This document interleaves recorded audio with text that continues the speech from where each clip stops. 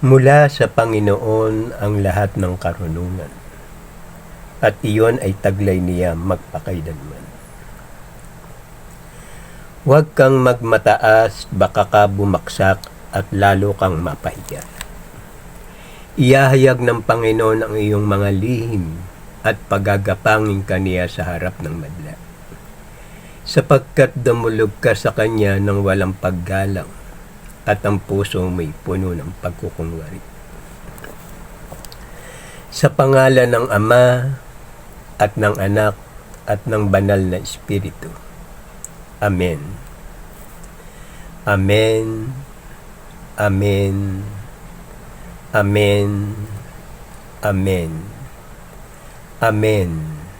Amen.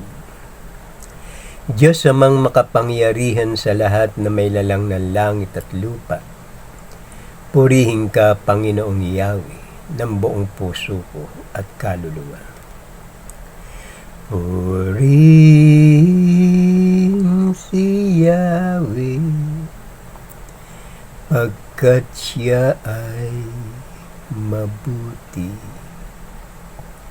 Purihin si Yahweh, pagkat siya ay mabuti. Purihin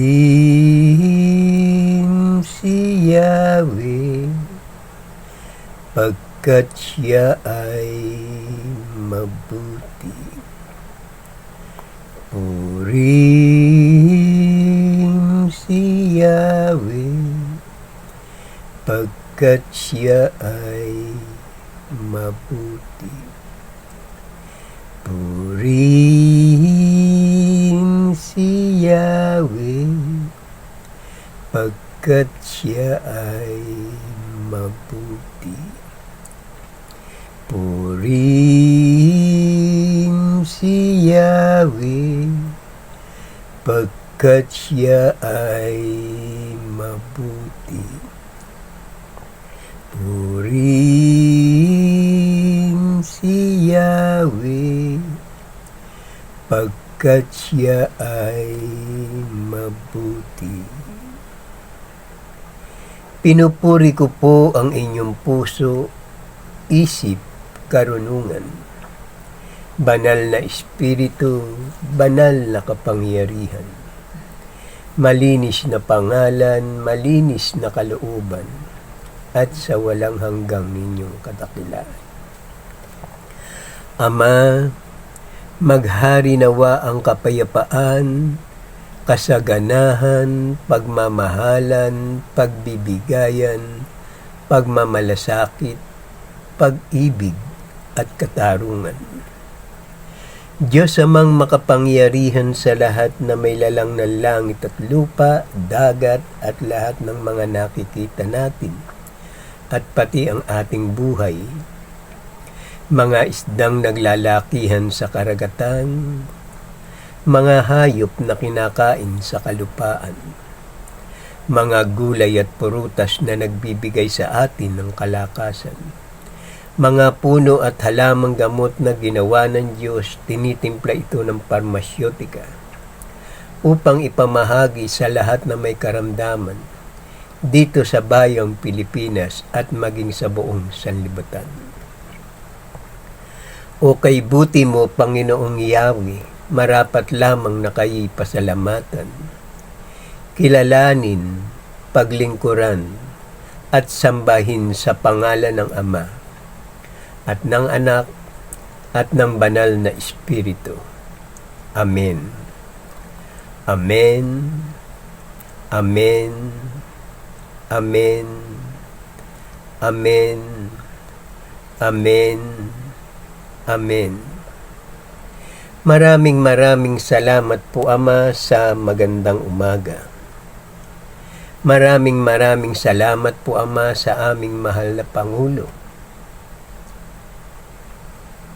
na si Ferdinand Edrelin Marcos. Kaya ko siya laging pinapanalangin. May mabuti at malinis siyang kalooban. Hindi ka pagkakatiwalaan ng Diyos na ating Amang nasa langit kung madungis ang iyong puso, isip at kalooban. Kaya marapat lamang natin siyang bigyan ng parangal sa pamamagitan ng mga gawain ito na may pasasalamat sa Diyos. At si Ginang Imelda Romualdez Marcos, ang puso niya ay puno ng pagmamahal sa mga taong mahihirap. Gusto niyang guminhawa ang ating mamamayan dito sa bayang Pilipinas. At ang tatlo niyang anak na si Irene, Bongbong, na ngayon ay aming presidente, at si Amy, at lahat ng kanilang mga anak, pagpalain nawa kayo ng ating Amang si Yahweh na nasa langit. Patuloy lang kayong magpakumbaba para lagi kayong itaas ng ating Amang nasa langit, sapagkat ang nagpapakumbaba, ang lahat ng katangian ay nasa iyo na. Pagmamahal, pagbibigay, at laging sagana sa lahat ng bagay. Yan ang mga katangian mula kay Bongbong Marcos. Ang kanyang puso ay puno ng pagmamahal sa mga taong kanyang pahahalagahan at pahahalagahan pa. Pagkilos niyan, tiyak na marami ang magugulat dahil sa kanyang kagandahang loob. Ganyang kalinis ang pamilya Marcos. Ang kanyang puso ay puno ng pagmamahal sa sambayan ng Pilipino. Kaya lahat kayo na mga walang pitagan at nanlalait sa aming mahal na presidente,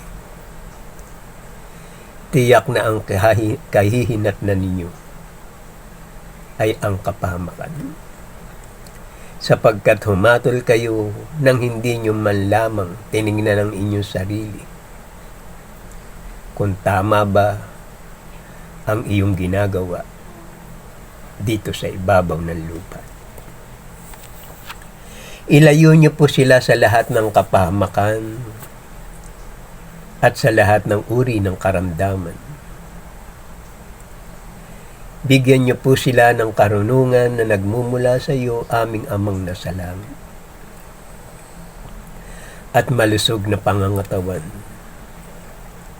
Ibigay niyo po sa kanila, Panginoon, ang pinakamataas at pagkilala sa inyong banal na pangalan. Amang Yahweh, Ama ko, yan ang pangalan ng aming Diyos na sinasamba sa isip, sa salita, at sa gawa. Sapagkat siya ang may likha ng lahat ng bagay, langit, lupa, dagat, at lahat ng ating mga nakikita at pati ang ating buhay. Kaya salamat po, Ama, sa maganda niyong kalooban. Maghari nawa ang walang hanggang ninyong pag-ibig dito sa bayang Pilipinas, na aming lupang sinilangan. Ama, mahal na mahal po namin kayo, kayo ang aming Diyos ang maghahari sa bayang Pilipinas. Salamat po, Ama, sa maganda niyong kalooban at sa walang hanggang ninyong pag-ibig at pag-iingat sa amin. Salamat po. Amen. Maghari nawa ang kapayapaan, kasaganahan, pagmamahalan, pagbibigayan, pagmamalasakit, pag-ibig at katarungan. Yan ang aking unang panalangin sa mga taong may malinis na kalooban. Patuloy nawa kayong pagpalain at bigyan ng mga masaganang ani ng ating Diyos sa inyong kamalig, sa inyong ikinabubuhay. Ako'y mananalangin upang ang bayang Pilipinas ay patuloy na kumilos ang mga alagad ng Diyos na naroon sa langit, sapagkat ang ating Diyos ay makapangyarihan. Sa Kanya natin ialay ang lahat ng bagay na dapat nating ialay, tulad ng ating espiritu at katawan lupa, para ito ay Kanyang pangalagaan. Ang ating puso, isip at kalooban upang maging masagana sa pang-araw-araw na buhay. Ang panalangin ng Ama namin ay isang mensahe sa ating buhay, sa ating katawan lupa at sa ating pamumuhay. Damahin niyo ang mensahe ng Ama namin. Tiyak na kayo ay susunod sa kapangyarihan ng ating Amang nasa langit. Ama namin nasa langit, sambahin nawa ang pangalan niyo. Kayo nawa ang siyang maghari sa amin. Sundin nawa ang inyong kalooban dito sa lupa, tulad ng sa langit. Bigyan mo kami ng pagkain kailangan namin sa araw na ito at patawarin mo kami sa amin mga kasalanan, para ng pagpapatawad namin sa nagkakasala sa amin. Huwag mo kaming iharap sa mahigpit na pagsubok, kundi layo niyo kami sa masama. Sapagkat sa inyo ang kaharian, kapangyarihan, at ang kapurihan magpasawalang hanggang. Amen. Purihin si Yahweh, sapagkat kung pinatatawad ninyo ang mga nagkasala sa inyo, patatawarin din kayo ng inyong Amang nasa langit. Anak, sino ka man at saan ka man naroroon, magtatagumpay ka, pagkat siya ay mabuti. Our Father who art in heaven, hallowed be thy name. Thy kingdom come, thy will be done on earth as it is in heaven. Give us this day our daily bread, and forgive us our trespasses, as we forgive those who trespass against us. And lead us not into temptation, but deliver us from evil. For thine is the kingdom, in the power, in the glory, forever and ever. Amen. Purihin si Yahweh, sapagkat kung pinatatawad ninyo ang mga nagkasala sa inyo, patatawarin din kayo ng inyong Amang nasa langit. Anak, sino ka man at saan ka man naroroon, magtatagumpay ka, pagkat siya ay mabuti. Ama namin na sa langit, sambahin nawa ang pangalan niyo. Kayo nawa ang siyang maghari sa amin. Sundin nawa ang inyong kalooban dito sa lupa, tulad ng sa langit. Bigyan mo kami ng pagkain kailangan namin sa araw na ito at patawarin mo kami sa amin mga kasalanan, para ng pagpapatawad namin sa nagkakasala sa amin. Huwag mo kaming iharap sa mahigpit na pagsubok, kundi layo nyo kami sa masama. Sapagkat sa inyo ang kaharian, kapangyarihan, at ang kapurihan magpasawalang hanggang. Amen. Purihin si Yahweh, sapagkat kung pinatatawad ninyo ang mga nagkasala sa inyo ng inyong amang nasa langit. Anak, sino ka man at saan ka man naroroon, magtatagumpay ka, pagkat siya ay mabuti. Our Father who art in heaven, hallowed be thy name. Thy kingdom come, thy will be done on earth as it is in heaven. Give us this day our daily bread, and forgive us our trespasses, as we forgive those who trespass against us. And lead us not into temptation, but deliver us from evil. For thine in the kingdom, in the power, in the glory, forever and ever. Amen. Purihin si Yahweh, sapagkat kung pinatatawad ninyo ang mga nagkasala sa inyo, patatawarin din kayo ng inyong amang nasa langit. Anak, sino ka man at saan ka man naroroon, magtatagumpay ka, pagkat siya ay mabuti. Ama namin na sa langit, sambahin nawa ang pangalan niyo. Kayo nawa ang siyang maghari sa amin. Sundin nawa ang inyong kalooban dito sa lupa, tulad ng sa langit.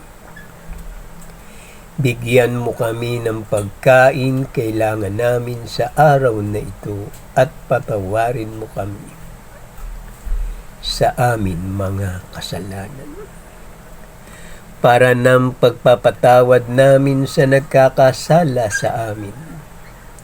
Huwag mo kaming iharap sa mahigpit na pagsubok, kundi layo nyo kami sa masama. Sapagkat sa inyo ang kaharian, kapangyarihan, at ang kapurihan magpasawalang hanggang. Amen. Purihin si Yahweh, sapagkat kung pinatatawad ninyo ang mga nagkasala sa inyo, patatawarin din kayo ng inyong amang nasa langit. Anak, sino ka man at saan ka man naroroon, magtatagumpay ka, pagkat siya ay mabuti. Our Father who art in heaven, hallowed be thy name. Thy kingdom come, thy will be done on earth as it is in heaven. Give us this day our daily bread, and forgive us our trespasses, as we forgive those who trespass against us. And lead us not into temptation, but deliver us from evil. For thine in the kingdom, in the power, in the glory, forever and ever. Amen. Purihin si Yahweh, sapagkat kung pinatatawad ninyo ang mga nagkasala sa inyo, patatawarin din kayo ng inyong amang nasa langit. Anak, sino ka man at saan ka man naroroon, magtatagumpay ka, pagkat siya ay mabuti. Ama namin na sa langit, sambahin nawa ang pangalan niyo, kayo nawa ang siyang maghari sa amin. Sundin nawa ang inyong kalooban dito sa lupa, tulad ng sa langit. Bigyan mo kami ng pagkain kailangan namin sa araw na ito at patawarin mo kami sa amin mga kasalanan, para ng pagpapatawad namin sa nagkakasala sa amin. Huwag mo kaming iharap sa mahigpit na pagsubok, kundi layo nyo kami sa masama. Sapagkat sa inyo ang kaharian, kapangyarihan, at ang kapurihan magpasawalang hanggang. Amen. Purihin si Yahweh, sapagkat kung pinatatawad ninyo ang mga nagkasala sa inyo, patatawarin din kayo ng inyong amang nasa langit. Anak, sino ka man at saan ka man naroroon, magtatagumpay ka, pagkat siya ay mabuti. Maraming salamat po, Ama, sa magandang umaga. Pangunahan niyo nawa ako ng inyong karunungan. Huwag ang aking kalooban ang masunod, kundi ang kalooban niyo lamang. Mapuspos nawa tayo ng habag at kapayapaan at pagkalinga ng ating amang si Yahweh na nasa langit. Siya ang ating Ama na paglilingkuran habang tayo'y nabubuhay. At kung tayo'y sumakabilang buhay, narito ang kanyang banal na salita, ang mabuting balita ng kaligtasan. Buhay, una ngayon at magpakailanman. Bigyan niyo po ko, Ama, ng karunungan na nagmumula sa iyo, upang ang aking mga labi ay gamitin ko sa pagpapahayag ng mabuting balita ng kaligtasan. Ipahahayag ko ang mga bagay na lihim ng ating Ama na nasa langit, sapagkat ito ang kanyang karunungan at ang kanyang kapangyarihan. Tayo ay makinig sa nagsasalita upang patuloy niyong maranasan at mamuhay na may karunungan sa Diyos. Pinupuri ko po ang inyong puso, isip at karunungan. Banal na espiritu, banal na kapangyarihan. Malinis na pangalan, malinis na kalooban, at sa walang hanggang ninyong kadakilaan. Ama, pangunahan niyo nawa ako ng inyong banal na espiritu. Buksan natin ang ating isip, puso at kalooban at ang ating pandinig, sapagkat ang matutunghayan ninyo ang karunungan ng Diyos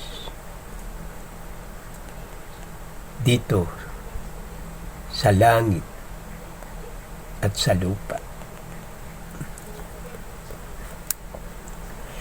Mula sa Diyos ang lahat ng karunungan at iyon ay taglay niya magpakailanman. Sino ang makakasukat sa taas ng langit o sa lawak ng lupa? Sino ang makakaarok sa kalaliman ng dagat At sino ang makakasaliksik sa karunungan? Ang karunungan ay nagmula sa salita ng Diyos sa kataas-taasan langit, at ang kanyang aral ay batas na walang hanggang.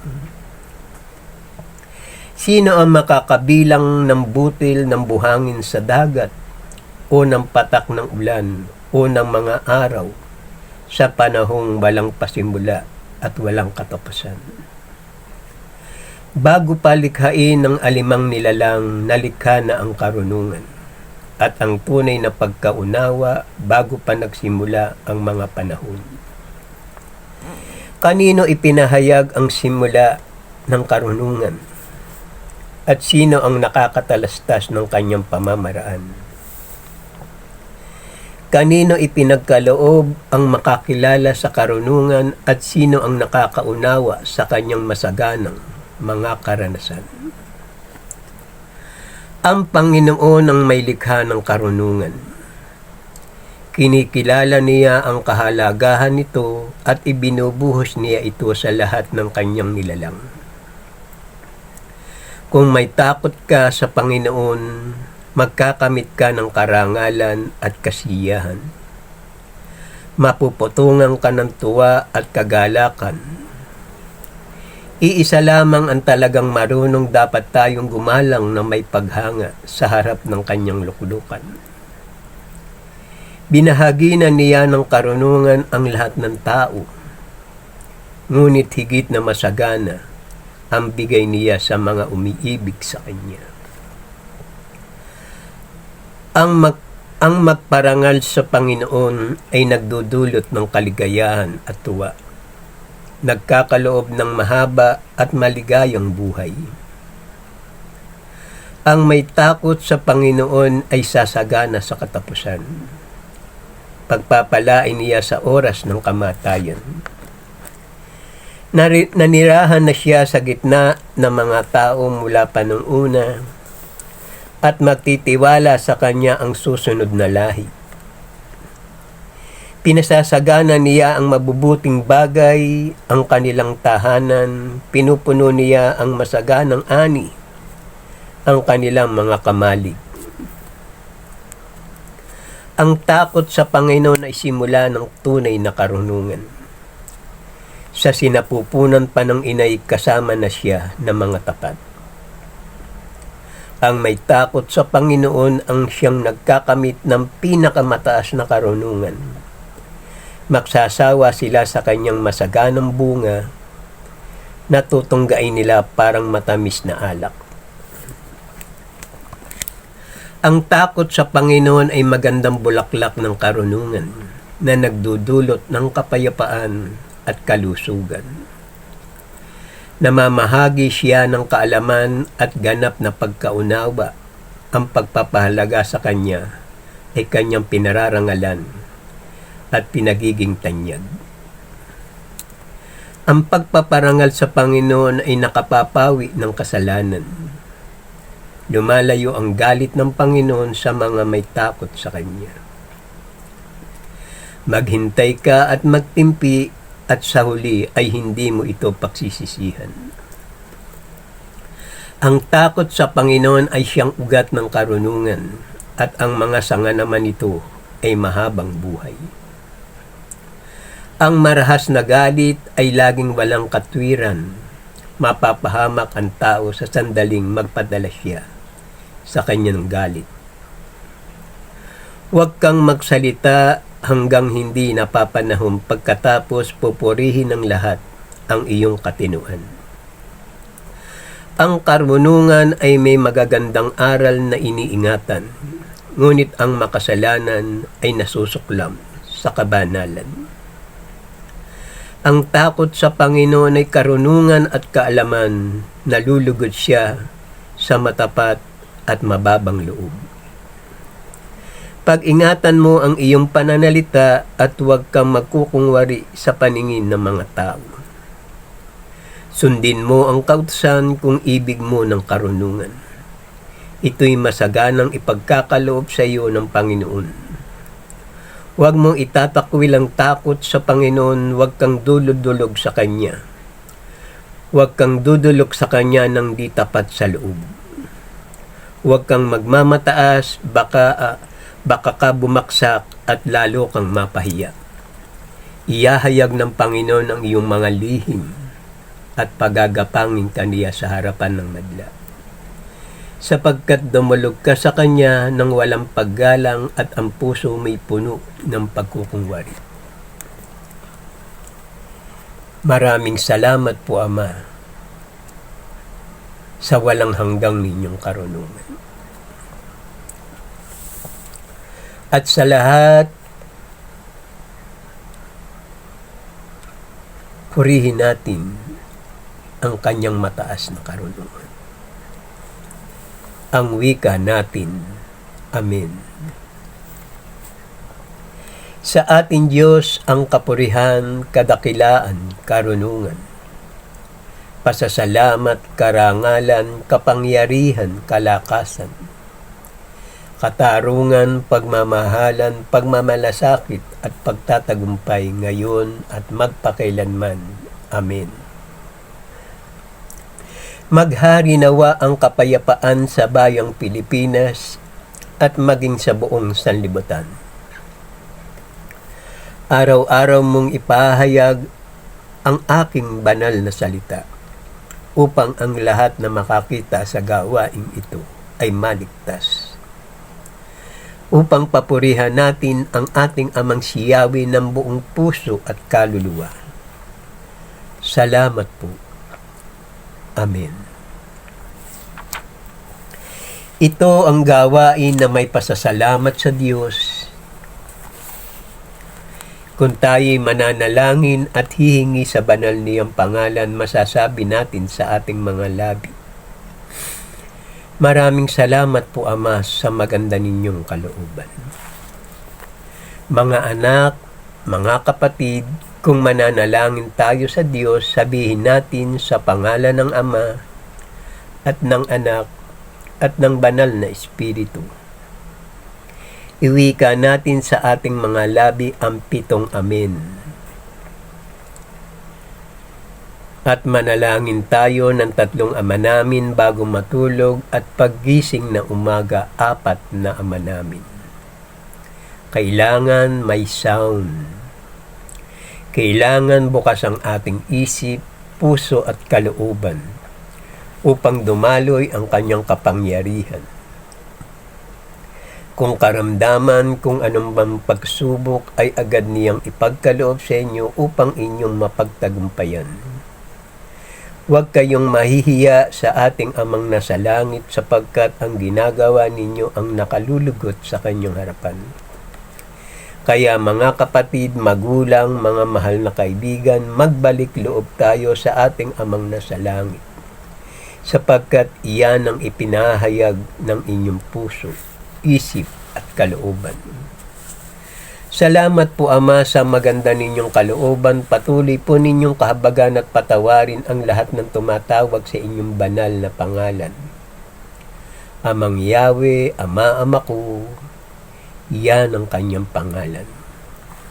Sa lahat ng nakakita ng bidyong ito, mag-like, comment, and share at mag-subscribe po tayo.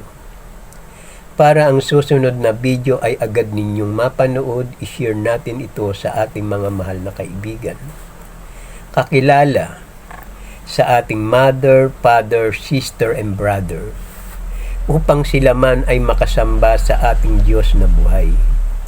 Para ang pagpapala at biyaya sa loob ng inyong tahanan sumagana, siksik, liglig, umaapaw pa.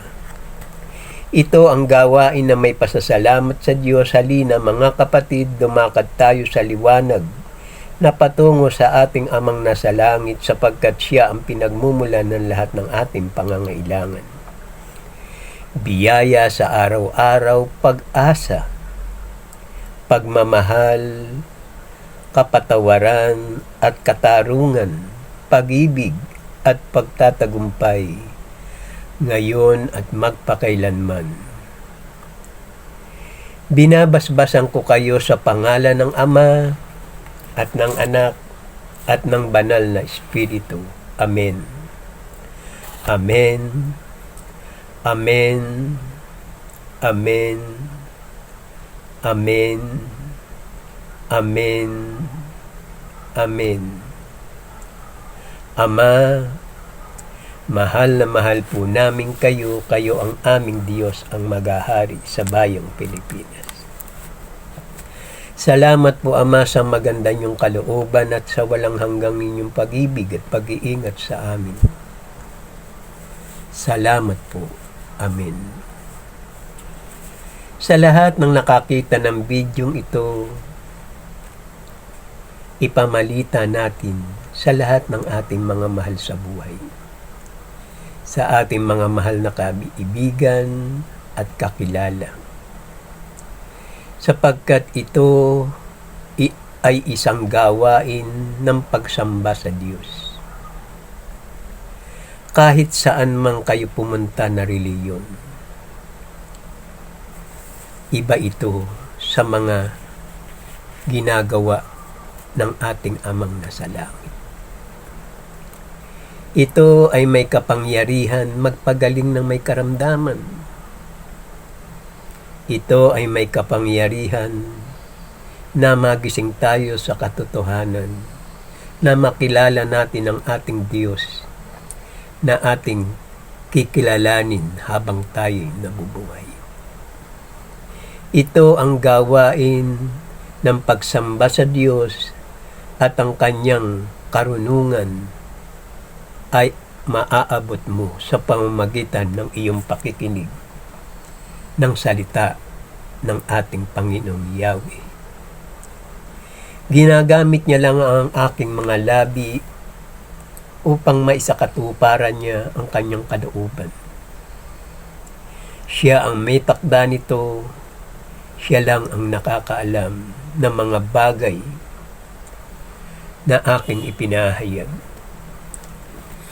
Bago ako magpahayag ng salita ng Diyos, sumasangguni muna ako sa Kanya upang inyong malaman ang Kanyang kalooban.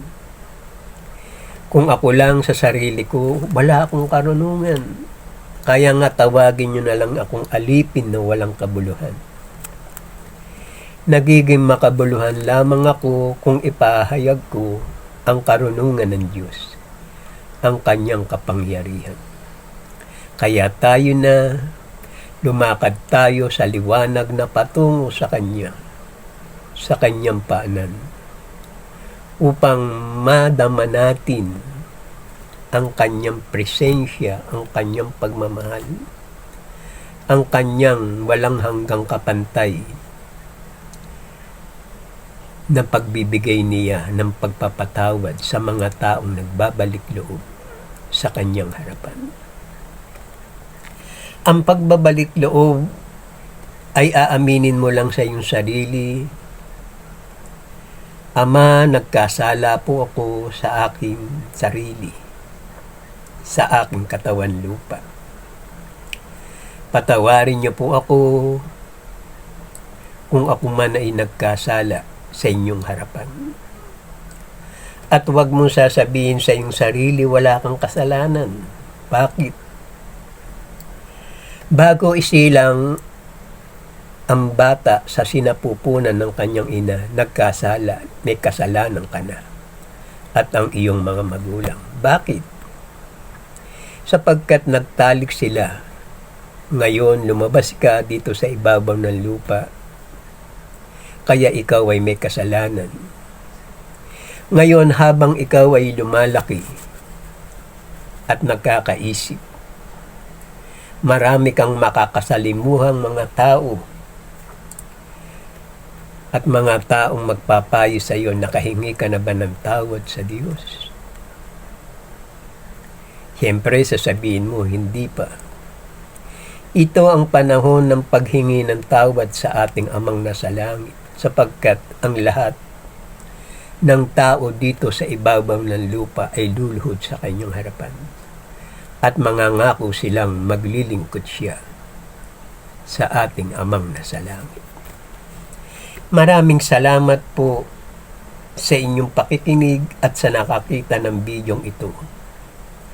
Sa Diyos ang pasasalamat, ako lamang ang ginagamit niya upang maipahayag ko ang kanyang banal na salita. Maraming salamat po, Ama, sa magandang umaga. Maraming salamat din sa inyong lahat na nakakita ng bidyong ito. Pagpalain nawa kayo ng ating Amang nasa langit at bigyan niya nawa kayo ng karunungan na nagmumula sa Kanya. Sa Diyos ang lahat ng bagay na makapagbibigay sa bawat isa sa atin. Salamat po. Amen.